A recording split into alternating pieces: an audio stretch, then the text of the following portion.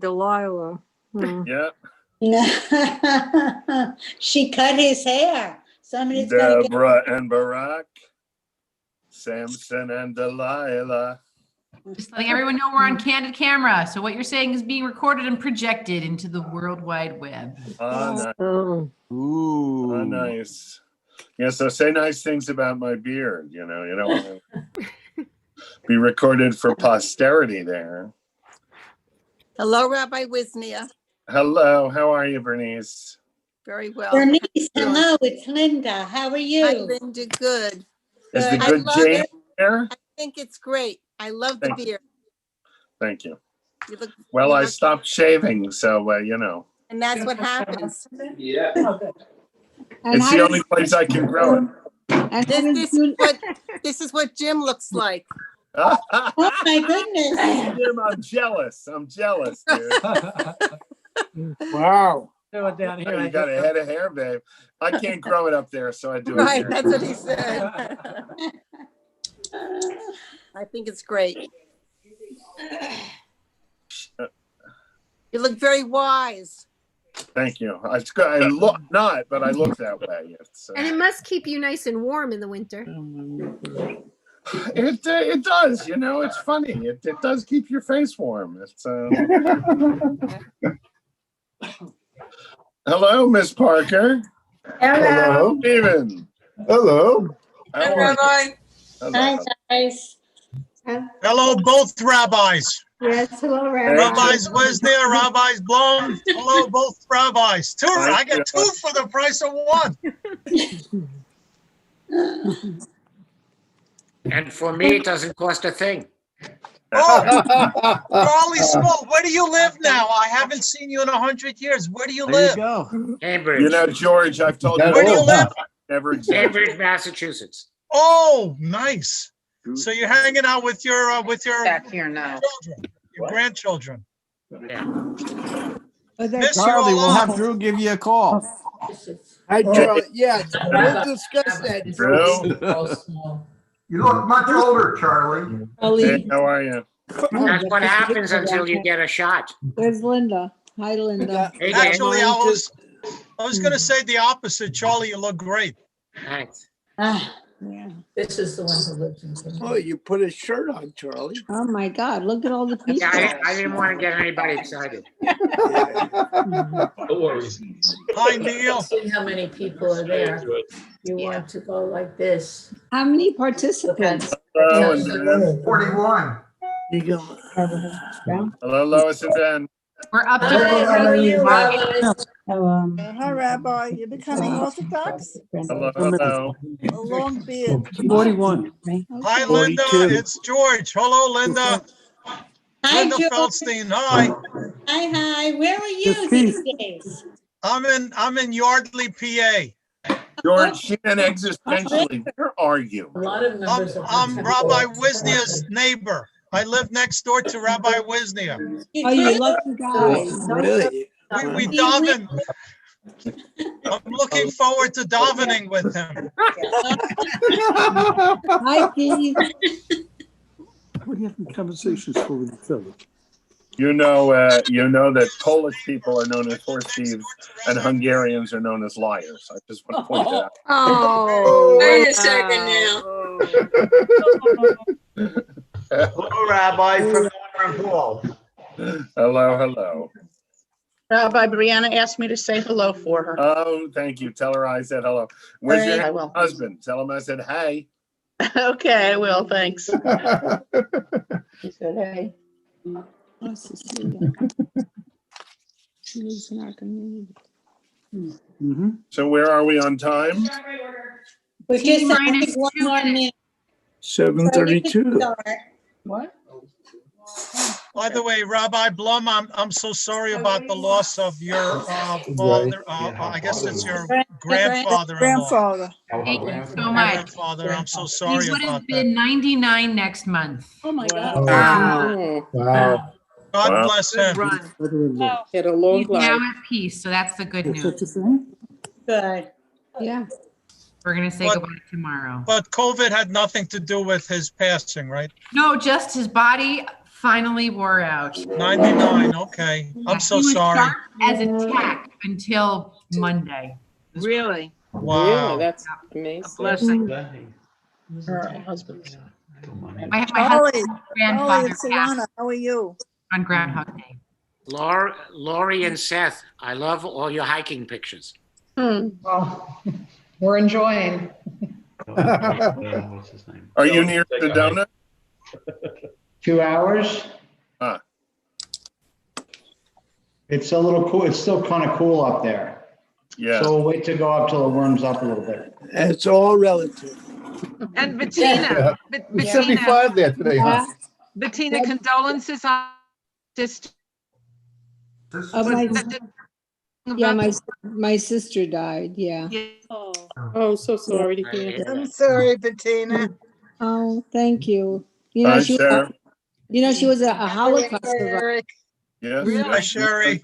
Yeah. She was a Holocaust survivor and an author. Hi, and Sherry. Author and a writer, and she met Angela Merkel.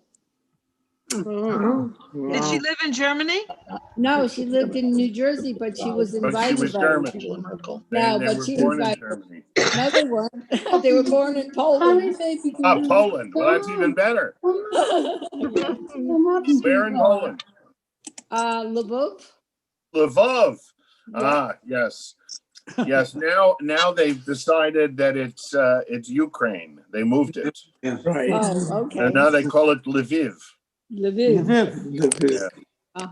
I've heard they can pick it up and move it over. But I tell everybody it's Austro-Hungarian and it's Lemberg. So. Lemberg. Well, that's a German name, wasn't Hi, Charlie Small. Austrian. That's the Austro-Hungarian name. All right, everybody, we're going to get started. We'll have time at the end to continue the schmoozing, but we're really excited to have our Rabbi Emeritus at Congregation Beth Chaim, Eric Wisnia, back for part 2 of the history of ancient Israel.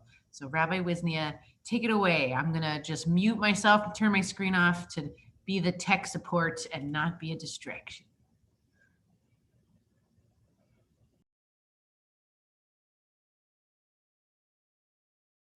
Oh, we just need to. Tzivanu la'asok b'divrei Torah.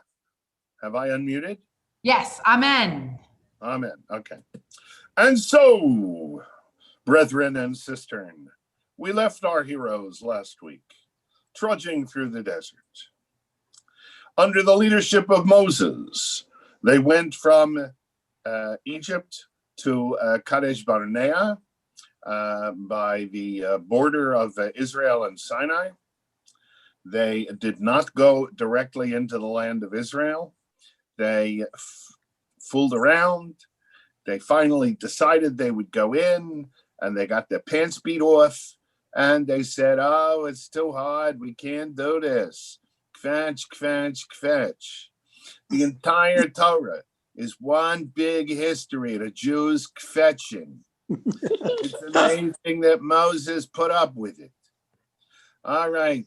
They couldn't go direct route, so what did he do? He went under the Dead Sea, not actually under the Dead Sea, but south of the Dead Sea.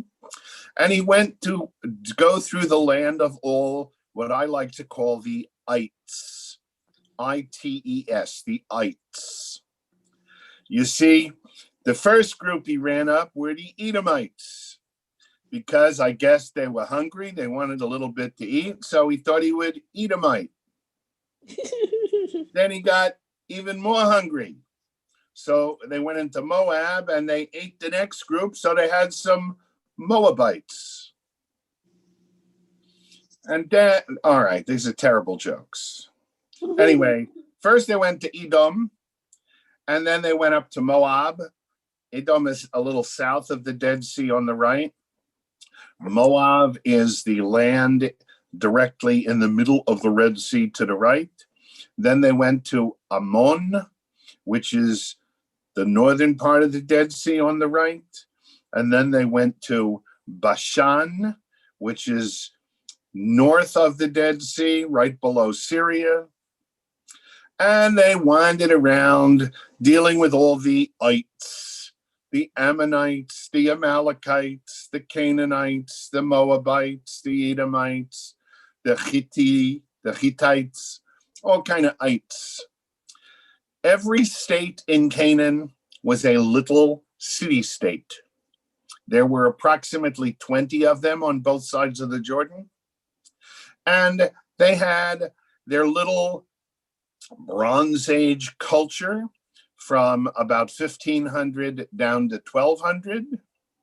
Around 1200, on Saturday, August 2nd at 3 in the morning, everything changed and they became the Iron Age. You realize, of course, that's a joke and I'm making that up. Yeah. It didn't happen like that. I know, because it's Amy's birthday. Right. That doesn't happen all at once in 5 minutes. It's good. Anyway, around 1200, the Bronze Age, the late Bronze Age ended, and you find a very big break. Around 1250 to 1200, those 50 years, there is a major break in the Middle East. Egypt still nominally ruled the whole Canaan area, all of the Middle East, up to Mesopotamia, which was still in decline. So they ruled from Egypt all the way through up to Mesopotamia, which was still in decline, hadn't reorganized itself. They would do so in a few years and begin the reconquest of Canaan. But at this point, it was all Egyptian domination, which is interesting because although you find Egyptian pottery and stuff, these people, the Canaanites, the Israelites, all these little ites, they were very, very clearly speaking a Mesopotamian language, Canaanite. Hebrew is a form of Canaanite. These were our first cousins. We looked like them, we talked like them, and we recognized from them as our first cousins if you read the story. We were very similar. The difference is that all these little ites lived in their cities with absolute kings, and their fields were kind of outside the city. We Jews were not city dwellers. We were not farmers. We were the wild boys from the desert. We were free spirits. We didn't recognize any authority, as poor Moses found out. We had our tribal leaders and we gave them crap. We didn't listen to them either. So you think we were going to listen to Moses? No. Everybody did what was right in his own eyes. In fact, it got worse. The book of Judges, in one of my most favorite quotes in the Torah, well, not in the Torah, in the book of Judges, in the Tanakh. In Judges 21, verse 25, it says, "In those days, there was no king in Israel. Everyone did what was right in his own eyes." Oh, so some things never I change. love it. There was no king in Israel, so everyone did what was right in his own eyes. You know what that means? Nobody did what was right. Everybody was selfish. Everybody did what he wanted. Our tribes, if we came out of Egypt, which I believe we did, we came out of Egypt and we wandered around the right side of Canaan. I left you last week with Moses' death sometime around the year 1210. I left you with the fact that Yehoshua bin Nun, Joshua, took up the mantle of Moses and led the Israelites across the Jordan River, across the Jordan stream, across the Jordan 3-foot long big gully, and went into Canaan proper, the left side of the Jordan River. What was our life like? Well, if you read the book of Joshua and the book of Judges, it will describe these 200 years from 1210 down to the year 1000. And these days from 1210 down to 1000, I have lots of archaeological evidence for everything. It's amazing how prior to 1210, I ain't got nothing, honey. All I got is what the Torah says. But for those next 200 years, which interestingly enough, the book of Joshua and the book of Judges tells us was not 200 years. The book of Joshua says it was 480 years. And that may be a little confusing because it's an absolute lie. But you have to realize that in biblical Hebrew, the number 40, when they say 40 years, it doesn't necessarily mean it's a number. It technically is a euphemism that means not one more than 39, but it's a euphemism that just means a long time in Hebrew. When something lasts 40 days and 40 nights, that means it was a long time. When they wanted for 40 years, it was a long time. So there are 12 stories in the book of Judges of 12 tribes, each one 40 years. That's where you get the 480 years, but don't believe it, it was 200 years. What's the story in Joshua and Judges? It's clear we view ourselves as 12 tribes. We are pastoral, we are shepherds, we have our flocks of goat and sheep and camels and donkeys, and we move all over the place. We do not have an organization. We have Bedouin organization, vague tribal connections, elders who run everything, and a vague sense of kinship with the 12 tribes. What's fascinating at this point is we do have a marker. The marker is from the year 1210. I mean, the big archaeological argument is whether it's 1205 or 1210.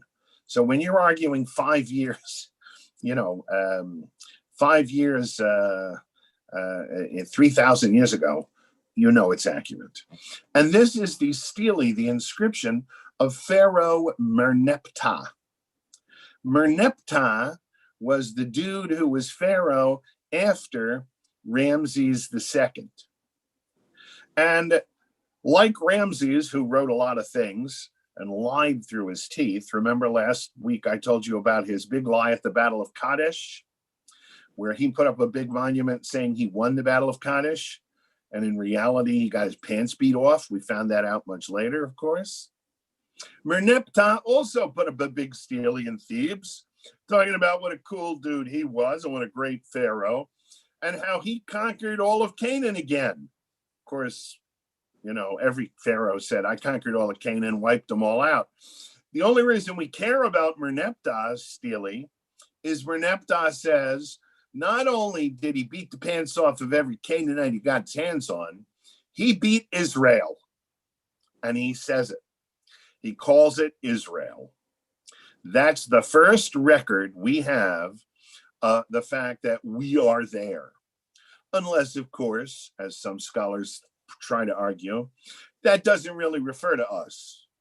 I don't know who the hell they think it refers to, but unless there were some other people living in the land of Israel in 1210 who lived in little villages and didn't eat pork, I think it was us. Because to tell you the truth, we got a direct historical line from the Merneptah stealing in 1210 to today. Our history has been linear, and we know it, and we know what happened. And we have archaeological proof for just about all of it. So therefore, let's start with 1210, the beginning of the time of Judges. The 12 tribes move into Canaan. What do? Well, there are two different stories. I love when you read the book of Judges. The book of Joshua will tell you, we moved in, we wiped out every Canaanite, we killed them all, we slaughtered them, we were vicious, we were nasty, we won, hooray for us. And then, of course, there are 12 stories in the book of Judges. And each one of these stories is how, oh no, we didn't kill the Canaanites. What happened is the Canaanites lived in the cities on top of the hill, and on the sides of the hill where there was terraced agriculture, they had really nice agriculture. And in the little valleys between the city-states, we Israelites would pasture our flocks, and we'd just move around. And the reality of us killing the Canaanites, if you read the stories, we loved the Canaanites. We became the Canaanites. Every nasty habit they had, we picked up. Their fertility cults, their sexual rites, their child sacrifice, their worship of idols, we couldn't get enough of it. We were hankering after Canaanite shiksas from the day we hit Israel. And not only did we have a total lack of obedience to God, we started taking on Canaanite idolatry. We started intermarrying with the Canaanites and adopting their ways and adopting their matriarchal matrilineal culture. Obviously, this was not conducive to us being good Jews, or so our leaders told us all the time. The population, on the other hand, loved it. And it's rather difficult to see how different we were from the Canaanites in the city-states, except that we didn't live in the city-states. We lived in little villages. What is interesting is if they've recently done archaeology, and now they do it with infrared cameras. They take pictures of the layers. They have found and can document that there were about 50,000 people who suddenly appear in Canaan around the year 1210, who lived in these little villages. And they were shepherds, they had flocks. These were not the heavy agriculture of the Canaanite cities. We lived with the Canaanite cities. We fought with the Canaanite cities. A few of them we actually did wipe out, and there are a few destruction of Canaanite cities. Most of the time, when the Torah, when the book of Joshua and Judges tells us we wiped out the Canaanites, that's wishful thinking. That's exactly like Ramses and Merneptah, who say they wiped out all their enemies. That's just the way the Middle East lies. No, we never wiped them out. We intermarried with them and we became them. We loved the Canaanites. Our worship system of sacrifices and animal sacrifices is so patterned on Canaanite sacrifice that it's embarrassing. The reality is we are the Canaanites. We intermarried with them. We became them. We assimilated them. It's clear we were not them. We were something very different. Were we Israelites out of Egypt, as some suggest? Were we Canaanites who started an agrarian reform movement and a religious movement, as others suggest? It's not quite clear and it's not easy to determine. But I can tell you, 1210 BCE, you got a minimum archaeologically provable of 50,000 Jews living in the center of Canaan. Let me show you a map.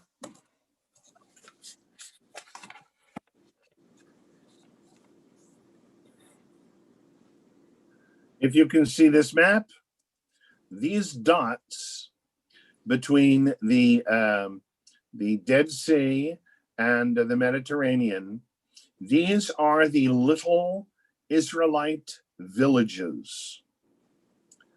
And what's amazing is these Israelite villages, it's estimated that there were approximately 200 people of a clan living in the little village.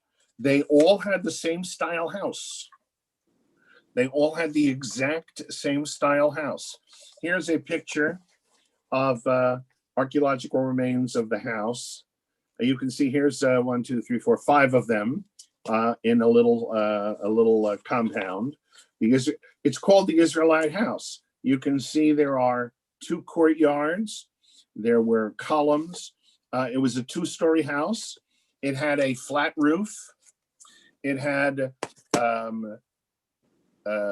3 columns up on each side, and a half a second floor underneath columns. The bottom of the house, the bottom of the compound was for animals. The people lived on the 2 half floors, and the roof was where you went at night and cooked. Roofs were flat. Don't forget, it was always warm and it never snowed. So people used to spend their nights up on the roof. And these houses are so similar in all these little villages that is just obvious. You can't archaeologically deny it. They're all one people. They all had the same house. I jokingly call it the Levitowner. Archaeologists call it the Israelite house. Of course, we're not sure they were Israelites. However, what they did is they also had compost pits next to each one of these big houses that had 50 to 200 people in the village. And in the compost heaps, which they've also excavated, they found that in these villages, the compost heap is 0.01% pig bones. Let me repeat that, 0.01. You get the impression they didn't eat pork? I do. So either it was the Jews or it was somebody else who lived in Israel in 1200 and didn't eat pork. We know it wasn't the Canaanites because that was their favorite food.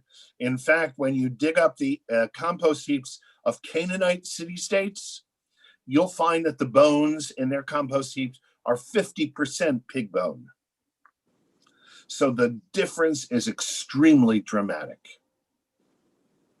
What was life like for these 12 tribes living in the middle of Canaanite cities? It's clear that from the 12 stories of the judges, that we lived with the Canaanites. We fought with them. We had trouble with them. We fought among ourselves. The 12 tribes didn't get along. What was the structure of the 12 tribes? Extremely loose. We were Bedouins. We were a pastoral, patriarchal society. The grandpas of the village ran everything. The grandpas of the tribes ran the tribe.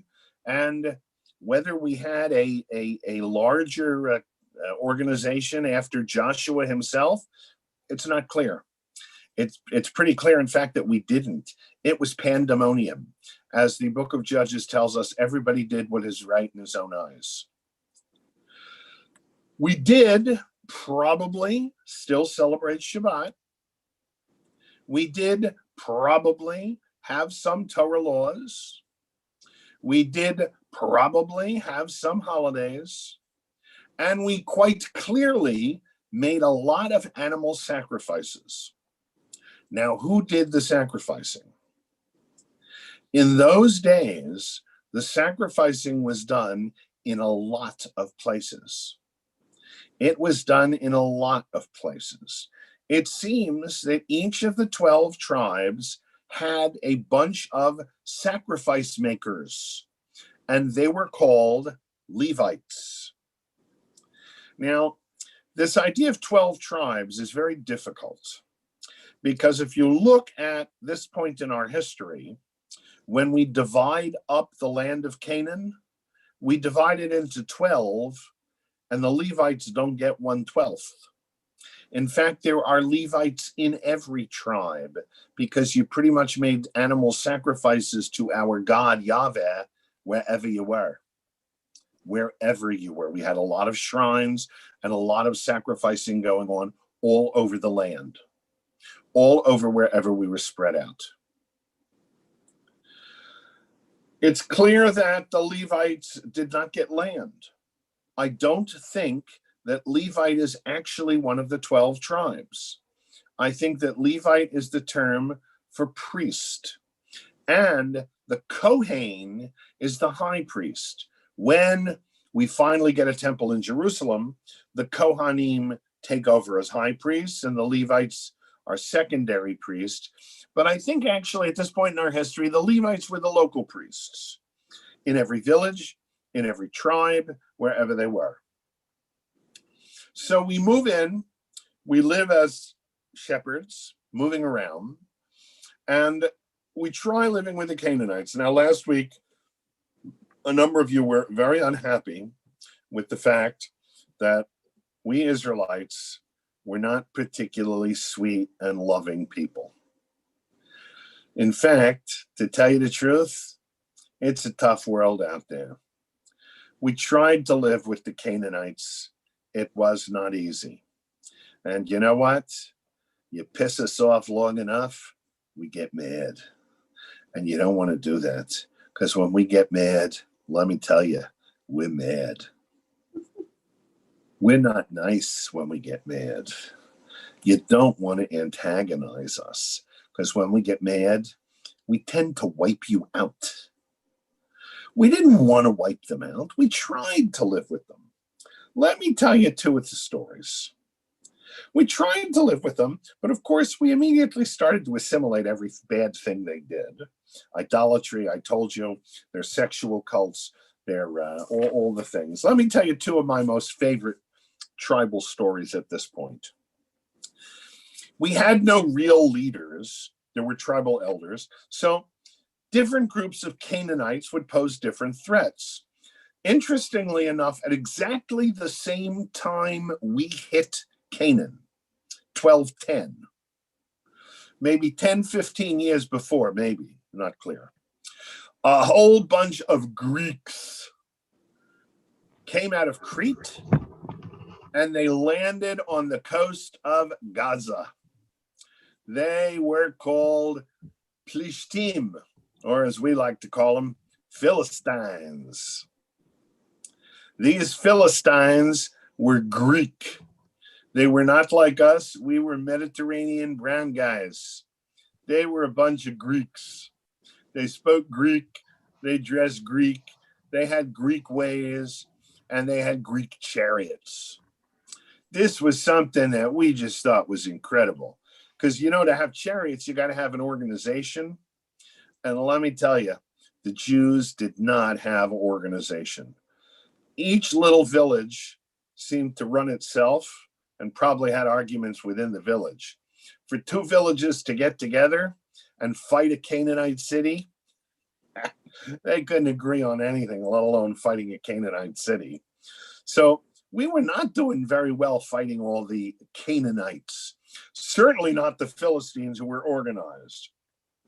You know that old joke that they say about the Jews. Somebody once said, "Oh, I don't believe in organized religion." And the guy said, "Oh, well, then you'll like Judaism." We're not organized. We're pandemonium. We've been that way since 1210, since we lived in Canaan. Let's tell the story of the judges. The 12 tribes move into Canaan. They lived in their villages in the valleys, in the little hills below the big city states. And they tried to get along with the Canaanites. Sometimes it worked, sometimes it didn't work. Sometimes it was conflict. Sometimes we began to assimilate and we became the Canaanites. It's not clear. The 12 stories in the book of Judges are clear if they're true.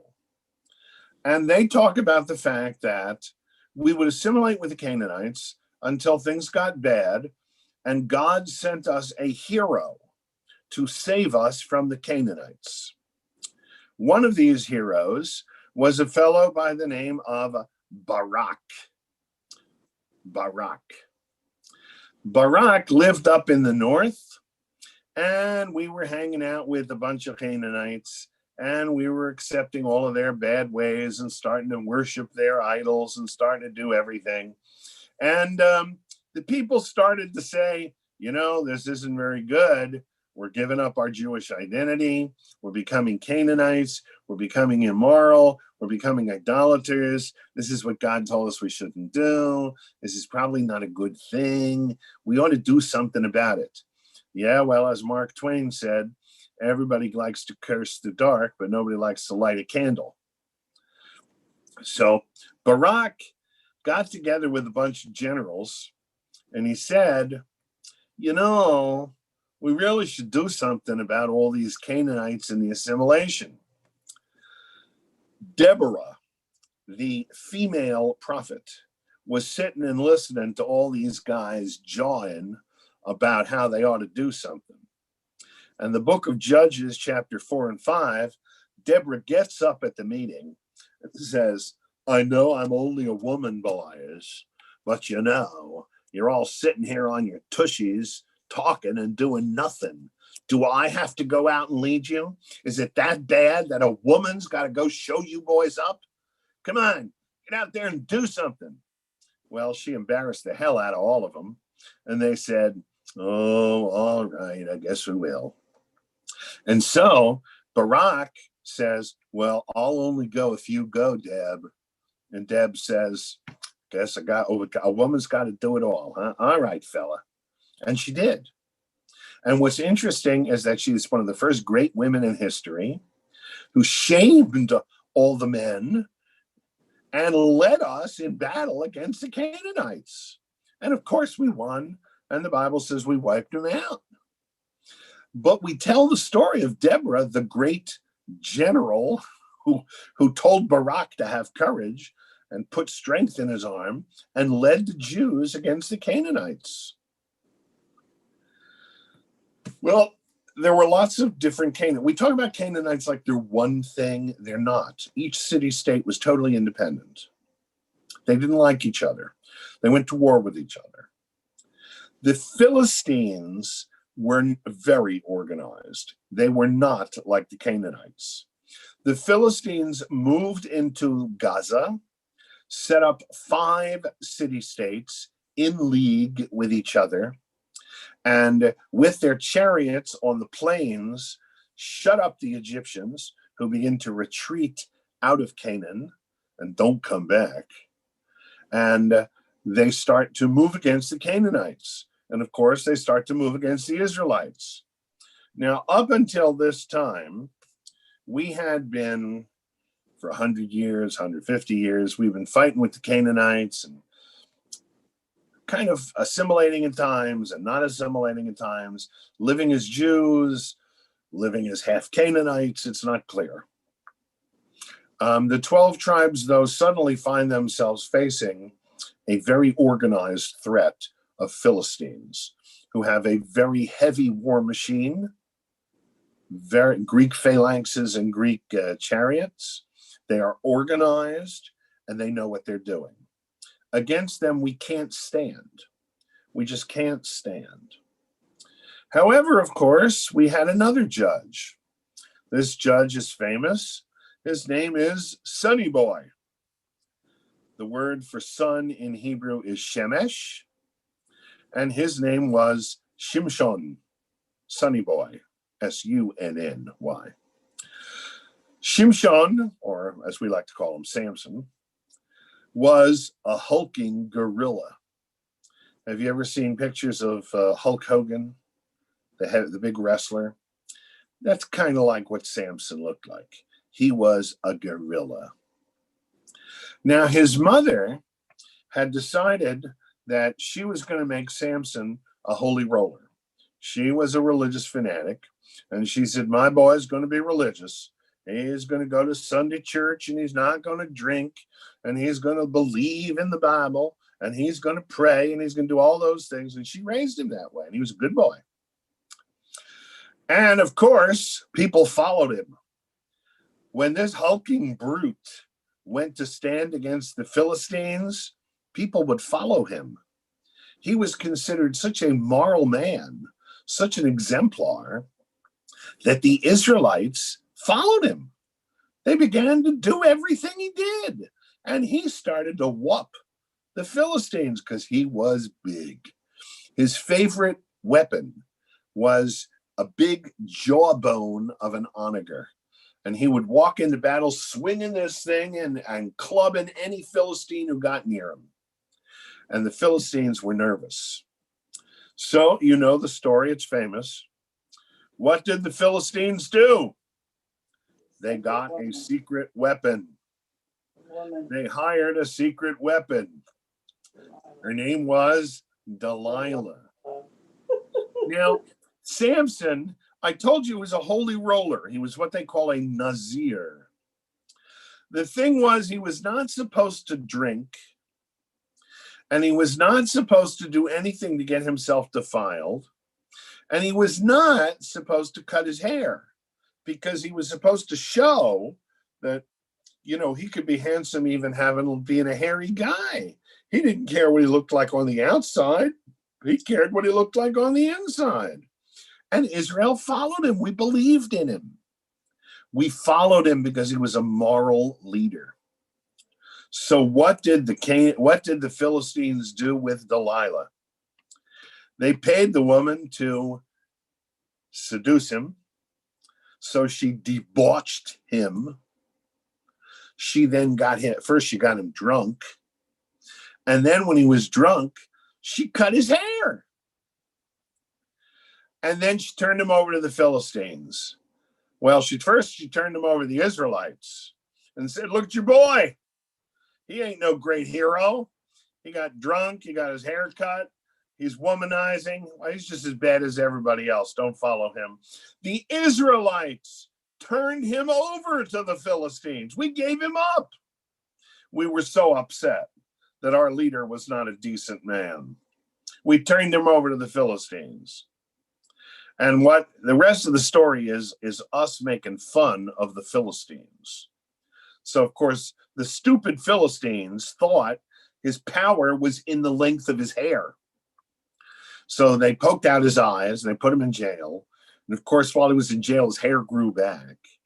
And of course, there were earthquakes in that part of the world a lot. And so during one earthquake, the walls of Gath fell down, and the Philistines said, oh, it must have been Samson's hair. His hair grew back, and he pulled the walls down and killed everybody. That's the Israelites giggling at the stupid Philistines. But the fact is, we turned Samson in. We followed him because he was a moral leader, and as soon as we could, we turned on him.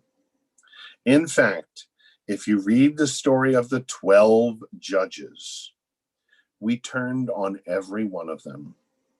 We only followed them when things were desperate, when we needed it, when we had problems. That was the only time we began to have some unity.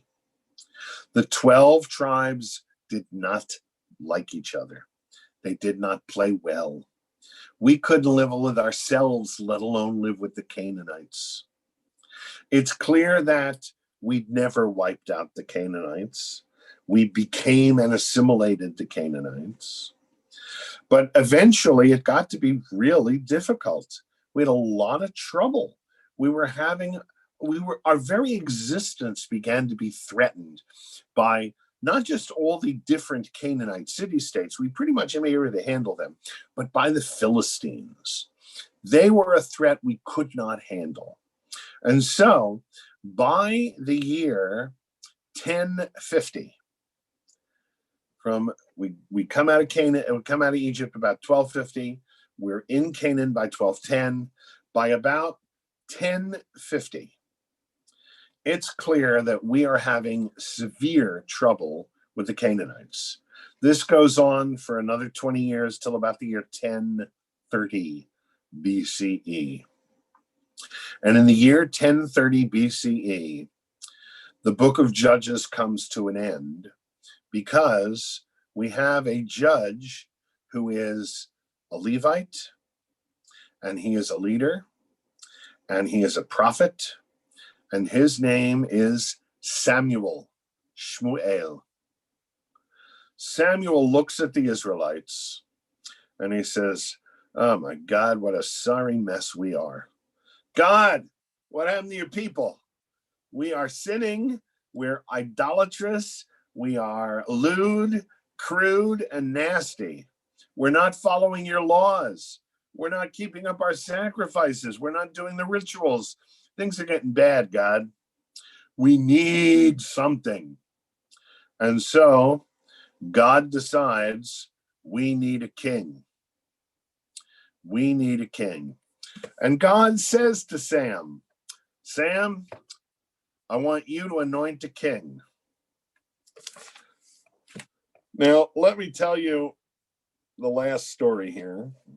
about the end of this time of us a pandemonium, because Samuel anoints Saul.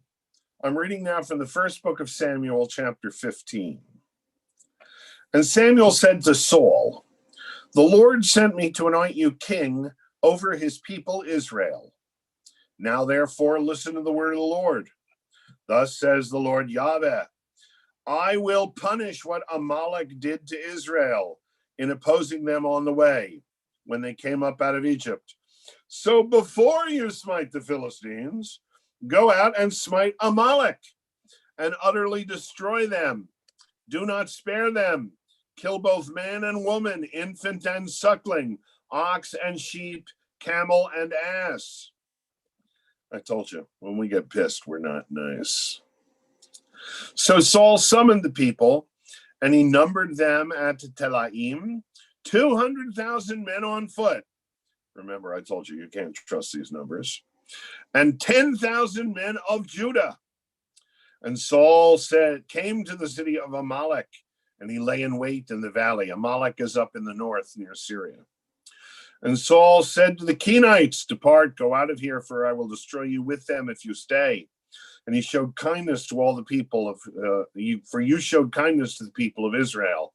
So depart from among the Amalekites.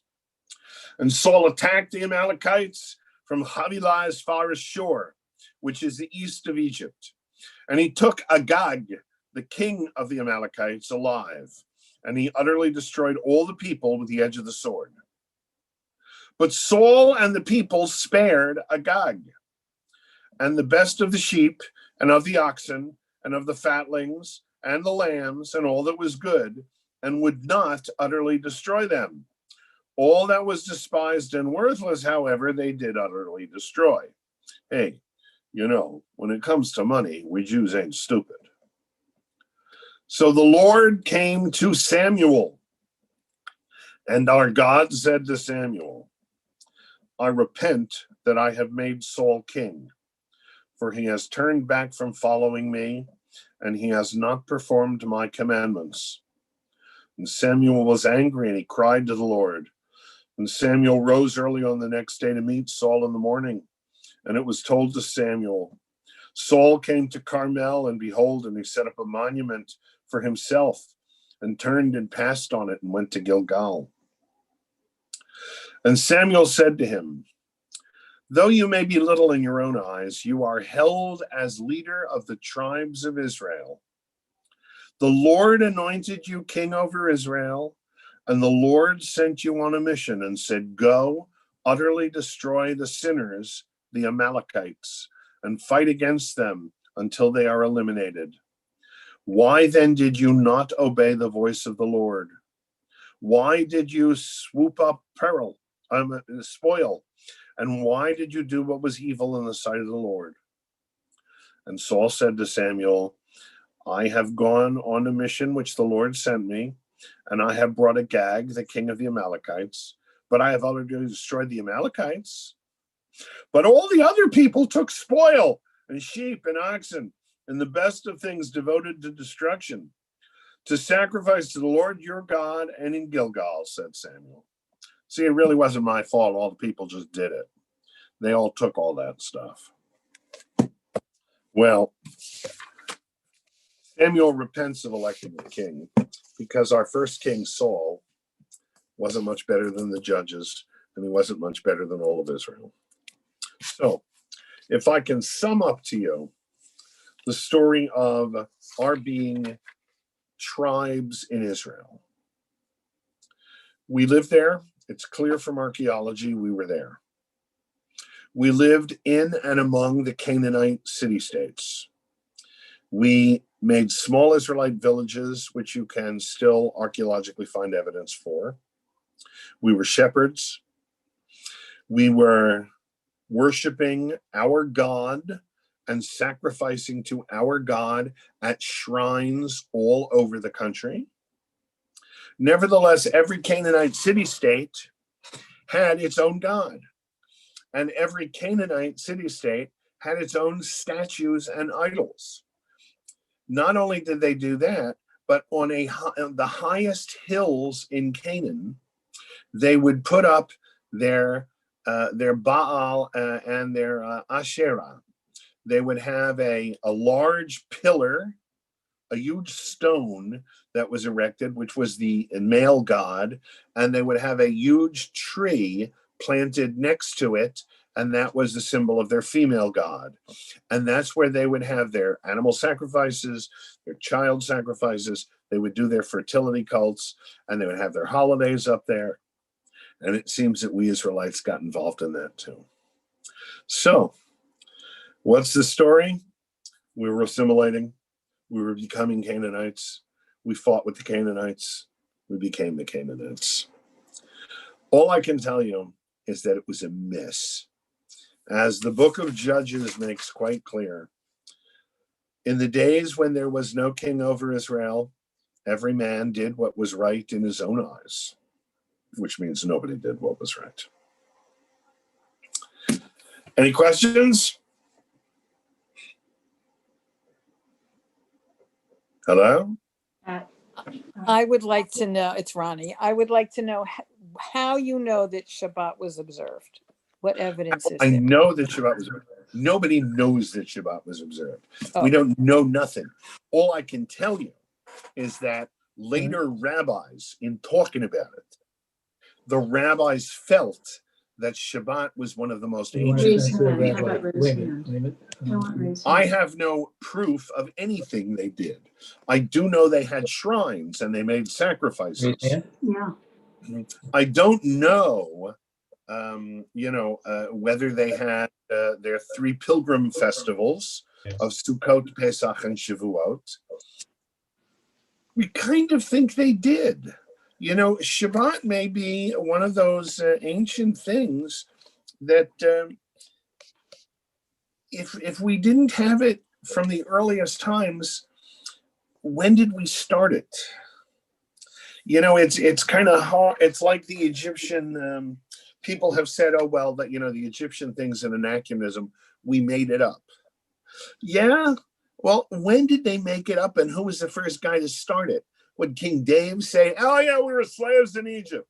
And everybody said, oh, yeah, Dave, I remember that. No, I was there and we didn't do that, Dave, but we'll take it because you say so. I don't think so.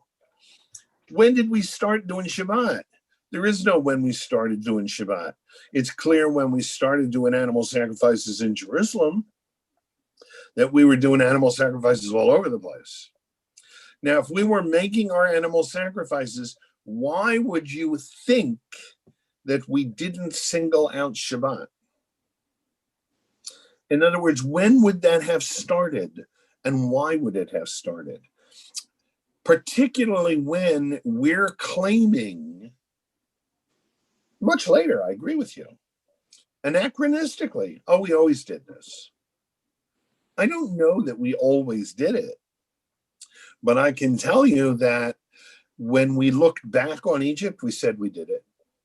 When our rabbis looked back on this time, they said they did it. And it's not such a strange thing that why would you, in other words, of all the things it's like circumcision. I don't have any proof that we did it, except that we always talked about it from day one, and we're still talking about it. So the question is, where does this come from? Who started it? Rabbi? Yeah. This is Jerry Kalstein. Yes, Jerry. If that's the case, what is the earliest written record that we have about our prayers and some of these events? And where do the Dead Sea Scrolls fit into the timeline? Okay. Dead Sea Scrolls, the Dead Sea Scroll, the earliest Dead Sea Scrolls are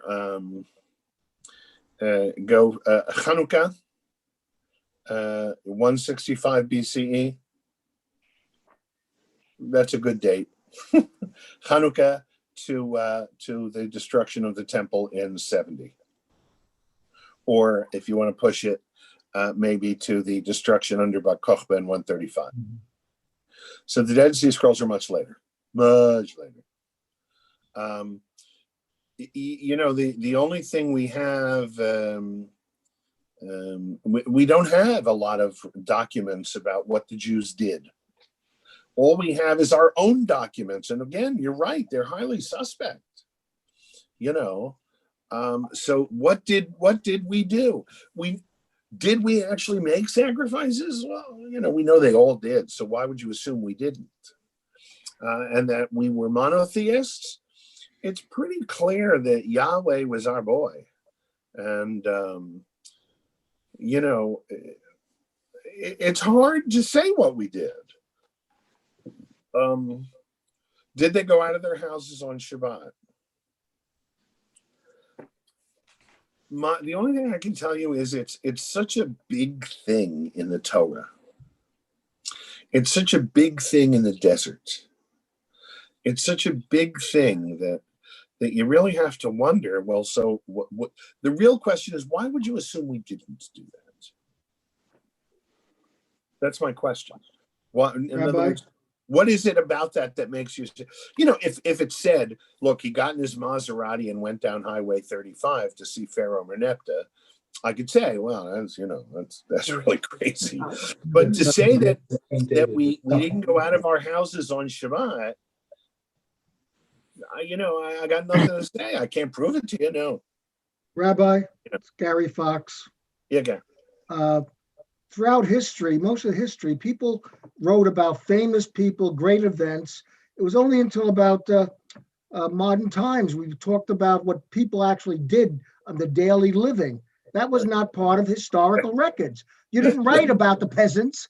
You didn't write about you wrote about the kings and the generals. It was only until, I think, recent times, maybe the 1900s or 1800s, we began to write about the common people.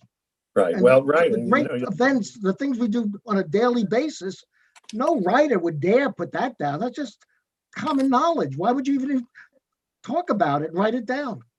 Yeah, you know, it's like, what did the Israelites do? I don't know, but it has always struck me that Shabbat was one of the really big things in Jewish life and Jewish history, you know, and that seems to be a relatively a universal concern of the earliest rabbis, talking about rituals. You know, that you're not doing your sacrifices and your Sabbaths and that kind of thing. Seems something all the prophets are worried about. I don't know, but it doesn't strike me as a strange thing that's one of our earliest ideas, that we took the Babylonian 6 of basic unit, a simple unit of creation, and added a day of rest. That is what made us different. And I would be willing to argue philosophically, not archaeologically, but philosophically, that probably is what made one of the, probably was as early as Abraham. You know, the fact that we had that day off, that day that was seen as God's day. Now, did Abraham, Isaac, and Jacob celebrate Shabbat? You know, how in the world are we ever going to know that? We're not. But it strikes me as that and the animal sacrifices to Yahweh were pretty much what we did. That's what we did. What's fascinating is that we did sacrifices everywhere. We did not have Jerusalem, and we did not just do it in one place. We made sacrifices all over the place. And it's also very clear that Levites existed in every tribe, and they all did sacrifices wherever they were. Now, the other thing that's interesting is last week we were talking about, you know, so what happened? Did the Israelites move in and conquer the Canaanites? It's clear we did not. We tried to live with them. We became them. We were them. One of the theories is that we were the same people. We just were a different political movement. I don't know if that's true, because then you have to try and do away with the Egyptian thing, and that's so important. that is so important in our self-image, that we come out of Egypt. We were slaves in Egypt. Don't go back to Egypt. Don't be slaves and don't be like the slaves in Egypt. That again, I have a hard time trying to discredit that and have to ask, why would we question that? You know, was when you talk about Pharaoh Meneptah says he wiped out all his enemies, it's a lie. And so when the book of Judges, when it says that Joshua moved in and wiped out all the Canaanites, well, we know that's not true. We had Canaanites forever. We were always fighting the Canaanites. Rabbi, so Yeah. if we became the Canaanites, what's the worst thing that they did that we adopted that you can think of? Oh, wait, to add on to that, I have a question also, if along the same line. If we assimilated with the Canaanites and took on their practices, how come we didn't eat pork? Because, well, I could ask you that question. Who says we don't? But you said they didn't find pig bones in the archaeological digs. That's true. And when you go to all the kosher restaurants, you don't find them, do you? Right. So when you wanted your pork, you obviously went into town and visited your Canaanite girlfriend. But why didn't the Jews or the Israelites just take on that practice themselves as they took on the other practices? Well, no. Why didn't we take them on? Because idolatry. I mean, because it was dangerous. We have one of the stories in the desert about. So we had a God that was did retribution. He was a jealous God. He didn't like our sinning. We have the famous story of Pinchas in the desert.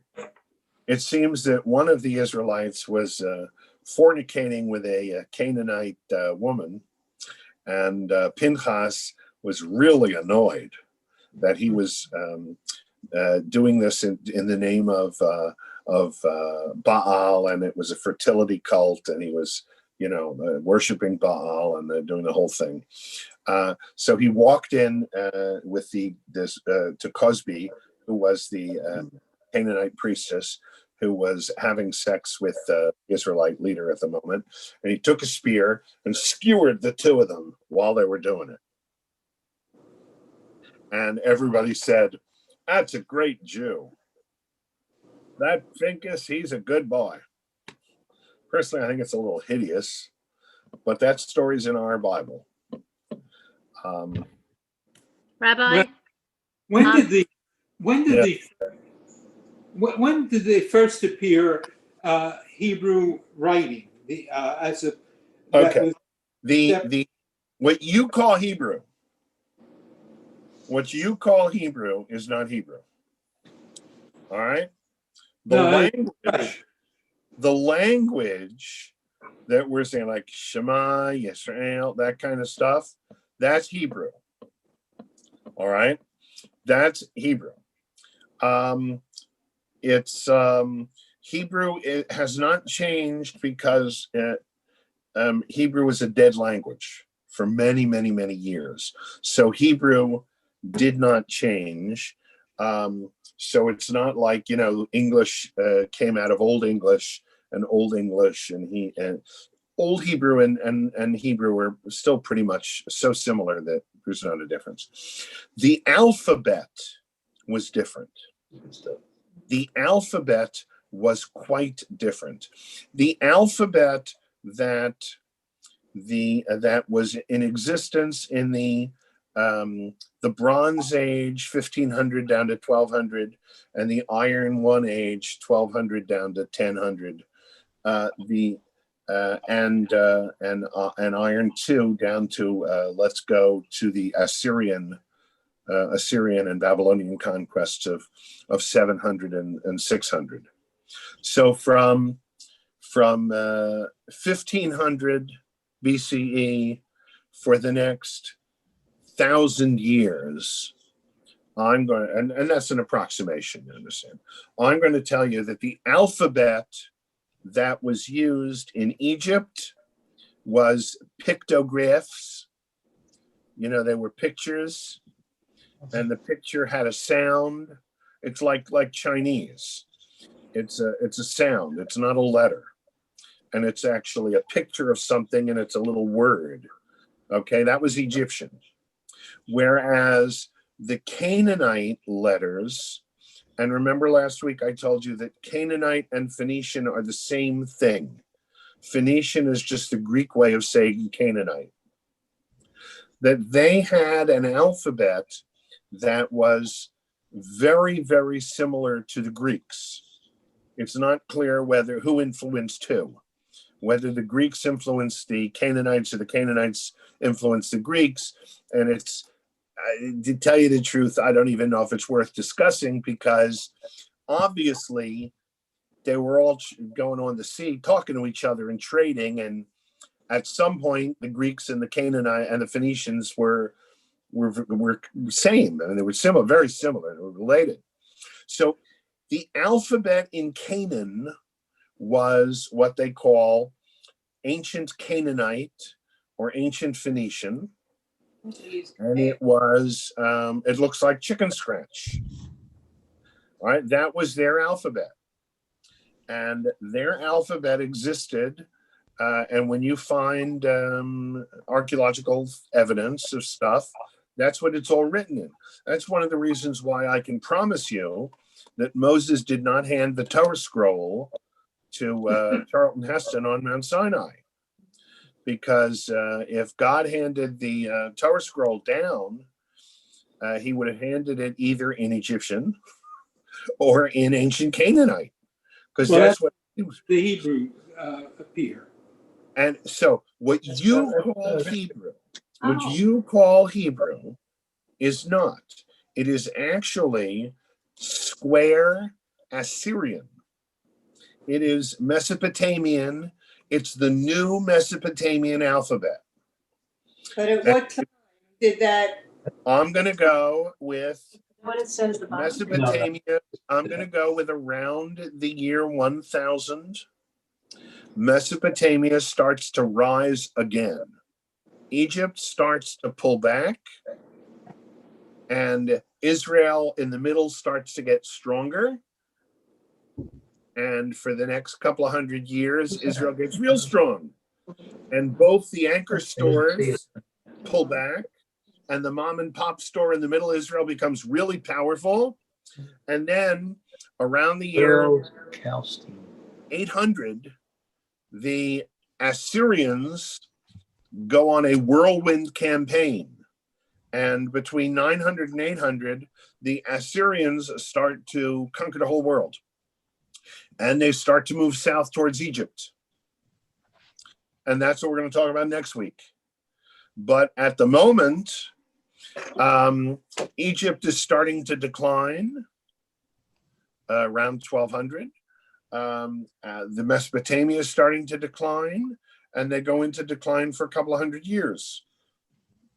And Canaan is kind of independent. And they don't, and what happens is the Assyrians take over. The Assyrians are conquered in turn by the Babylonians.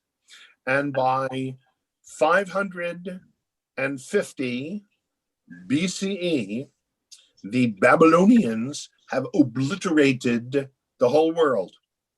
They conquered Egypt, they conquered everybody. And they didn't change the Egyptian writing, although the Egyptians, they did, but they didn't obliterate Egyptian writing. But the old Assyrian, the old Canaanite alphabet is no longer used. And all you see from then on is that newfangled square Assyrian that we call Hebrew. And what, Rabbi? That's what I'm going to tell you about. So that when the Torah gets written down in 450 BCE, there's no question they're going to write it in the square Assyrian Babylonian alphabet. Who are the Canaanites today? Who did they evolve into? Us. Oh, but okay. I have a question. We assimilated all of them. Those that we. There's two stories. One is we wiped them out. The other is we became them. Okay. So either we killed them all or we just assimilated them. Okay. Can I ask a question? No, I'm sorry. Okay. I wrote a question, but it didn't print out the way I want it. You know, with autocorrect, sometimes things come out wrong. Anyway, in some, like the Egyptians, the Greeks, the Romans have art forms that sort of tell you what daily life was like in earlier times. Are there art forms that that show certain Jewish rituals that could add to the histories to answer questions like whether or not people celebrate Shabbat? The only art form that we Jews did was literature. That's our art form. Well, Rabbi Wisnia? Yeah. One comment about the Israeli homes, the Israelite homes. One of the ways that they knew that they belonged to the Jews is that many of them had mikvahs with them. Yes. And that was separate from the Canaanites. And Right. that was a ritual that they practiced and followed. And that is so. That's another way. In other words, the idea of ritual cleanliness. But when you look in the desert, that's a really big thing. You know, the ritual cleanliness. And, you know, right, we were focusing on Shabbat, but the idea of ritual purity in the desert, they make such a big deal. Remember the very first Pesach after Egypt. The question is, people were ritually unclean and couldn't do the sacrifice. They couldn't do the very, very first Pesach in Egypt. Not the first Pesach after we get out of Egypt. And Moses says to them in the desert, you know, no, okay, do it a month later. And he talks about ritual cleanliness. So, you know, one other thing is we kept our own calendar and our own holidays through the entire time. That's another thing that separated us from the others. We certainly didn't do the Egyptian calendar. It's very clear we did not pick up tons of Egyptian customs. It's very clear we are Mesopotamians. Now, there's, you know, a few traces of Egypt, and even though Egypt did run the Canaan for a couple of hundred years, it's clear they did. They did not change the language, and they did not change the culture, and the Egyptians didn't care about that stuff, and we were we were so far out of their sphere. It was like just for money, and who cared what those crazy people did. So they never really even tried to, but ritual purity was always a very clear Jewish Israelite idea. Again, it's what we talk about. You know, it's what we talk about. So when did Payas show up? Actually, Payas are much older than we imagine, although they weren't called Payas. We in the Torah, it says one of the things we don't like the Canaanites do is they cut their body and they make tattoos. And they put images of their gods in their bodies, and we hated that. And so we said, don't use a razor on your body, and don't cut the skin, don't cut your head, don't put tattoos on you. And so they got the idea, don't even cut your hair. And so they wouldn't even cut their hair. So we were the shaggy boys of the desert. Actually, I just think we didn't like to wash, so. So it's interesting. We are the Canaanites. Either we wiped them all out or we assimilated them. Who is, who are the Palestinians? You have to realize that throughout history there have been conquests. The first big. Well, not the first, no. But, the first one I'm going to talk about is, the Greco-Roman Byzantine conquest. When the Greeks came in, and let's use the year 330 BCE, when Alex the Great came in and destroyed the Persian Empire, he changed the world, certainly changed our world. There's a direct line from Alexander the Great in 330 BCE to Hanukkah in 165, when we rebelled against the Greeks. But it didn't do us much good because the Greeks, became the Romans. The Romans took Greek culture and the Greek world and made it Roman. And we, unfortunately, everybody in the world who wasn't a Jew pretty much became a Greco-Roman, because that was the dominant culture of the world. Even the Egyptians. If you would have found Egyptians in the year 200 of the Common Era, and you would have gone to Egypt, you would have had to start speaking Greek to them, and they would have been Christians. That's who lived in Egypt. They were the direct descendants of Pharaoh, but they were speaking Egyptian. No, they weren't speaking Egyptian. Egyptian was Greek. That's it. And they looked at and talked it like a bunch of Greeks. And then they all became Christians. The whole verschlungene world except us became Christian. After that, around, let's say 650 AD, 650 CE, the whole verschlungene world around us became Muslims, except us. And all those Christians were suddenly Muslims, or they got their, or they suffered. And most of them actually became Muslims. So all the Muslims you see running around today were Christians at one point. Then they became Muslims. And what about the Palestinians? So what about the Palestinians? The Palestinians are Arabs who are Muslim, who have pretty much uprooted the remnants of the Christians who lived in the Middle East up until modern times, when the Muslims kicked them all out. There are almost none left, precious few.